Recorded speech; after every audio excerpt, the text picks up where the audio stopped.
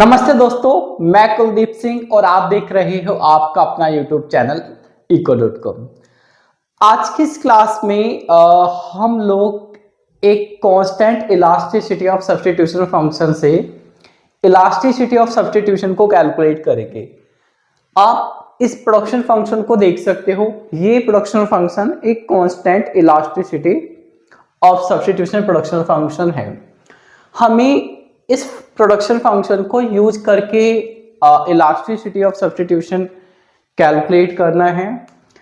जब हम किसी प्रोडक्शन फंक्शन से इलास्टिसिटी ऑफ सब्स्टिट्यूशन को कैलकुलेट करते हैं तो उसमें एक इम्पॉर्टेंट बात होती है, हमें एक चीज चेक कर लेनी चाहिए कि जो फंक्शन हमें दिया है क्या वो होमोजीनियस है। तो जैसा कि हम इस प्रोडक्शन फंक्शन के बारे में पहले पढ़ चुके हैं और हमने ये पढ़ा था, ये प्रोडक्शन फंक्शन होमोजीनियस होता है और इसकी डिग्री ऑफ होमोजीनिटी होती है 1। अगर किसी प्रोडक्शन फंक्शन की डिग्री ऑफ होमोजीनिटी 1 होती है तो उस केस में हम लोग elasticity of substitution that is denoted by small sigma, उस केस में हम इलास्टिसिटी ऑफ सब्स्टिट्यूशन को कैलकुलेट करने के लिए इस फॉर्मूले को यूज करते हैं। It is QL QK into QL K। ठीक है, यहां पे QL का मतलब है derivative of Q with respect to L and QK का मतलब है derivative of Q partial derivative basically with respect to K and QLK का मतलब है second order derivative of Q with respect to K। हम लोग इस डेरिवेटिव को MPL यानी मार्जिनल प्रोडक्ट ऑफ लेबर कहते हैं, इसको मार्जिनल प्रोडक्ट ऑफ कैपिटल कहते हैं, इसको marginal product of labour and capital. तो आप इस फॉर्मूले को चाहो तो ऐसे भी लिख सकते हो, MPL into MPK into Q into MPLK। ठीक है, तो अगर हम इलास्टिसिटी ऑफ सब्स्टिट्यूशन कैलकुलेट करना चाहते हैं तो मुझे पहले ये वैल्यू कैलकुलेट करनी होगी। तो मैं पहले MPL निकालूंगा, इसके लिए मैं पार्शियल डेरिवेटिव करूंगा Q का विद रिस्पेक्ट टू लेबर।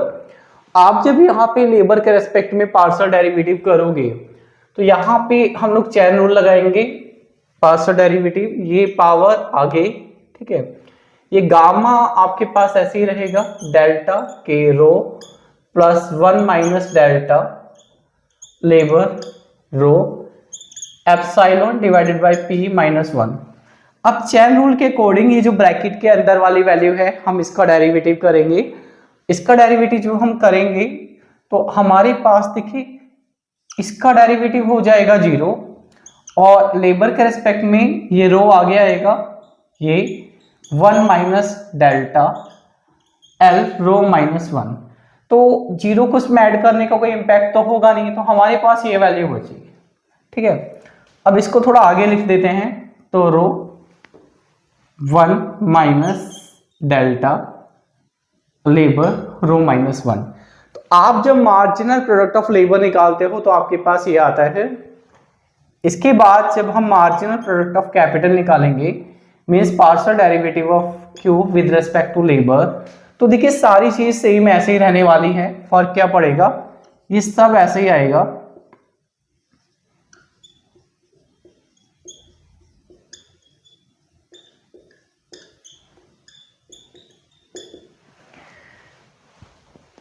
ये जो वैल्यू है ये वैल्यू तो ऐसे ही आ गई है। जैसे आप देखोगे इस पे कोई फर्क नहीं पड़ेगा क्योंकि जब आप कैपिटल के रेस्पेक्ट में करोगे तब भी अगेन ये पावर आगे आएगी। अब अंदर वाली वैल्यू का हम जो डेरिवेटिव करेंगे वो चेन रूल से करेंगे कैपिटल के रेस्पेक्ट में। तो जब आप कैपिटल के रेस्पेक्ट में डेरिवेटिव करोगे तो अंदर वाली वैल्यू का डेरिवेटिव हमें करना है। ये कैपिटल है, रो आगे आएगा, ये रो आगे आया, ये डेल्टा इंटू के रो माइनस 1 और ये वैल्यू कैपिटल के रेस्पेक्ट में हो जाएगी 0। तो हमने चेन रूल लगाया, 0 को इसमें ऐड करेंगे कोई फर्क नहीं पड़ेगा। हमारे पास ये वैल्यू आ गई है मार्जिनल प्रोडक्ट ऑफ कैपिटल।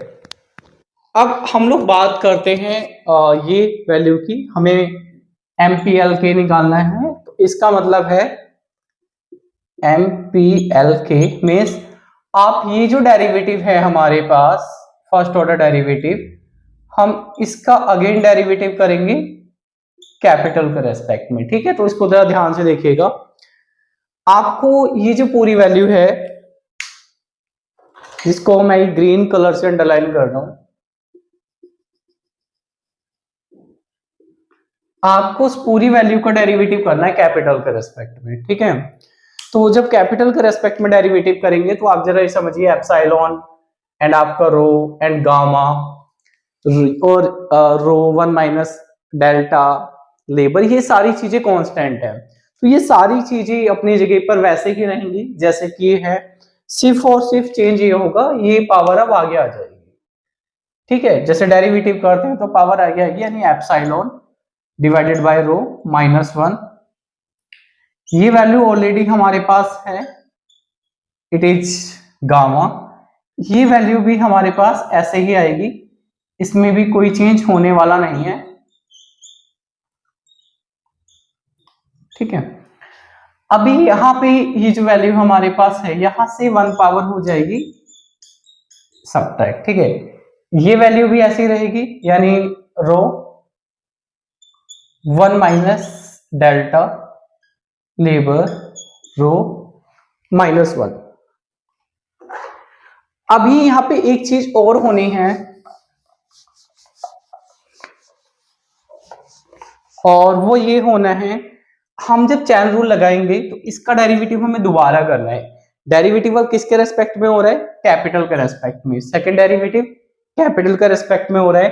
तो जब आप कैपिटल के रेस्पेक्ट में डेरिवेटिव करोगे अंदर वाली वैल्यू का, अगेन ये रो आगे आएगा, रो एंड ये डेल्टा,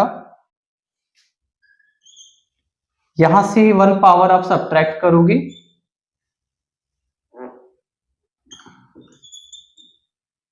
ठीक है। और ये वैल्यू हो जाएगी हमारी 0, क्योंकि कैपिटल के रेस्पेक्ट में ये सब 0, तो 0 को कोई मतलब है नहीं, 0 पे ऐड करने के बाद तो हमारे पास ये वैल्यू आ गई, ये इनटू में, ठीक। हमें क्या करना है, हमें ये सारी वैल्यू यहाँ पे पुट कर देनी है। तो आप इसको मान लीजिए कि इक्वेशन नंबर 1, और यहाँ पे लिख दीजिएगा फ्रॉम 1, ठीक। तो फर्स्ट इक्वेशन में हम लोग सबसे पहले तो पुट करेंगे एमपीएल की वैल्यू, जो कि ये है, means epsilon rho gamma delta capital rho 1 plus delta labour and rho, and epsilon rho -1 into rho 1 minus delta labour rho -1। ये वैल्यू हमारे पास आ गई है मार्जिनल प्रोडक्ट ऑफ लेबर की। अब हमें वैल्यू पुट करनी है मार्जिनल प्रोडक्ट ऑफ कैपिटल की, जो कि ये है। तो हम ये वैल्यू पुट करेंगे, again epsilon divided by rho into gamma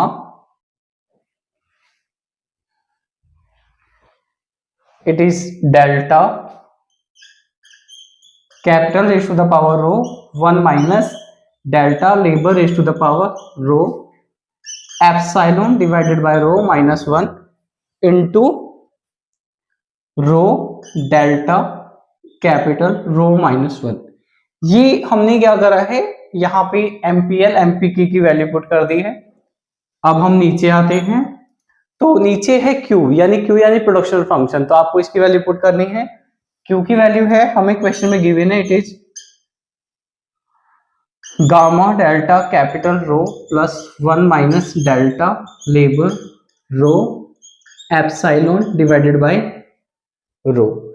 इसके बाद इनटू हमें ये वैल्यू मल्टीप्लाई करनी है। तो ये वैल्यू हमारे पास ये रही, इस पूरी वैल्यू को हम लोग पुट कर देंगे, it is epsilon rho -1 into epsilon divided by rho into gamma delta के plus 1 minus delta L rho, और ये है हमारे पास,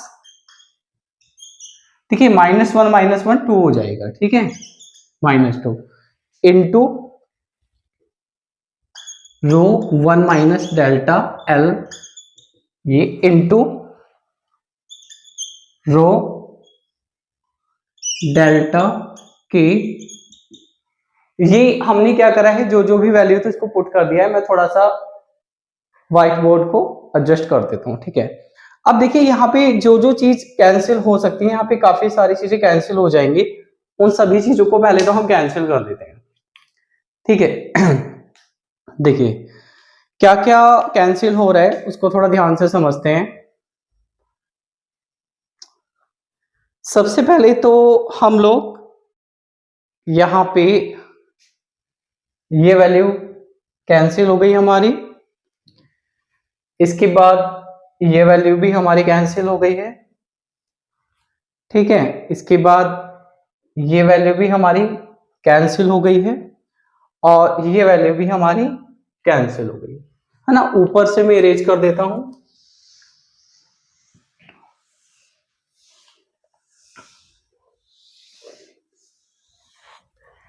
अभी हमारे पास जो वैल्यू बची है वो क्या बची है उसको देखते हैं। ये हमारे पास लेफ्ट साइड पे तो ये हो गया। राइट हैंड साइड पे आपके पास एक तो ये ब्रैकेट है और एक आपके पास ये ब्रैकेट है ना। एक ये ब्रैकेट और आपके पास एक ये ब्रैकेट है।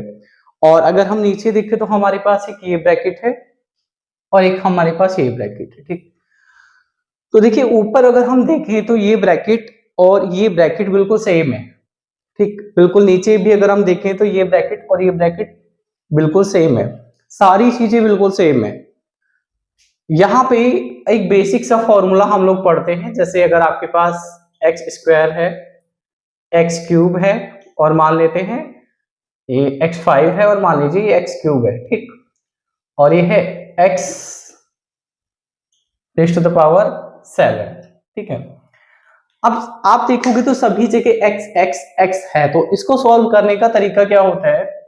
इसे सॉल्व करने का तरीका होता है कि सभी चीजें बिल्कुल एक जैसी हैं, सबके बेस सेम है, तो ऊपर वाली जो पावर है वो ऐड हो जाती है, नीचे जो पावर है वो सब्ट्रैक्ट हो जाती है। तो हमारे पास जो रिजल्ट होगा वो होगा 2 + 5 यानी 7, 7 - 7 यानी -3। एग्जैक्ट ये बात हम यहाँ पे भी अप्लाई करेंगे। तो ऊपर से एक तो आपके पास बचा है एप्सिलॉन डिवाइडेड बाय रो। अब ये जो चार ब्रैकेट हैं, एक और एक, दो और ये तीन और ये चार, ये सारे ब्रैकेट एक जैसे हैं, इनकी पावर में डिफरेंस है। तो सभी की पावर को क्या करेंगे, पहले तो आप ये ब्रैकेट लिखिए,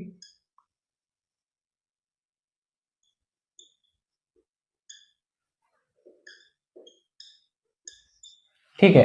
अब जो जो ब्रैकेट ऊपर है उनकी पावर को आप ऐड कर दीजिए। जैसे ये पावर एप्सिलॉन प्लस p -1, ये पावर और ये पावर ऐड हो जाएगी। एप्सिलॉन +1 -1, ये पावर हमने ऐड कर दी है। अब जो नीचे वाली पावर है वो पावर हो जाएंगी सब्ट्रैक्ट, ठीक है। नीचे क्या है, ये माइनस एप्सिलॉन, ठीक है। नीचे ये है, ये पावर भी सब्ट्रैक्ट होगी। जब पावर सब्ट्रैक्ट होती है तो साइन चेंज हो जाता है। जैसे इसका साइन माइनस में हो गया, इसका साइन भी चेंज होगा, ये माइनस में हो जाएगा और ये हो जाएगा प्लस में, ठीक है। अब नीचे हमारे पास क्या बचा, सभी ब्रैकेट्स तो खत्म हो गए। नीचे हमारे पास ये वैल्यू बची है एप्सिलॉन डिवाइडेड बाय रो -1, बाकी सारी चीजें कैंसिल हो गई है। अभी जो पावर है इसको थोड़ा सा हम सिंप्लीफाई कर लेते हैं। तो देखिए ये माइनस प्लस कैंसिल, ये भी माइनस प्लस कैंसिल, -1 एंड +2, ठीक है। तो -1 -1 -2 एंड +2 = 0। मतलब ये जो आपके पास पूरा ब्रैकेट है ना, इस पूरे ब्रैकेट की पावर हो गई है 0, है ना। और यहां पे हम लोग क्या करेंगे, ये जो आपके पास वैल्यू है epsilon by rho, epsilon by rho ऐसे ही रहेगा। ये पूरे ब्रैकेट की पावर हो गई है 0,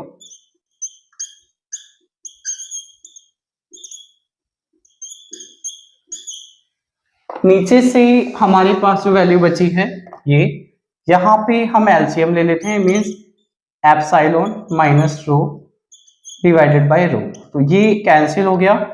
अब ये जो ब्रैकेट है, किसी भी ब्रैकेट या किसी भी डिजिट की पावर अगर 0 हो तो वैल्यू हो जाती है 1। तो हमारे पास यहां से एप्सिलॉन, नीचे से एप्सिलॉन माइनस रो और ये जो वैल्यू है हमारे पास, ये वैल्यू हो गई है हमारी 1।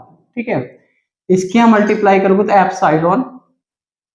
एप्सिलॉन माइनस रो, ये हमारी इलास्टिसिटी ऑफ सब्स्टिट्यूशन की वैल्यू है। ये है, इसी के साथ ये हमारा जो टॉपिक था, ये टॉपिक हो गया है कंप्लीट। आज की क्लास में बस इतना ही, मिलते हैं नेक्स्ट क्लास में। Till then good bye, take.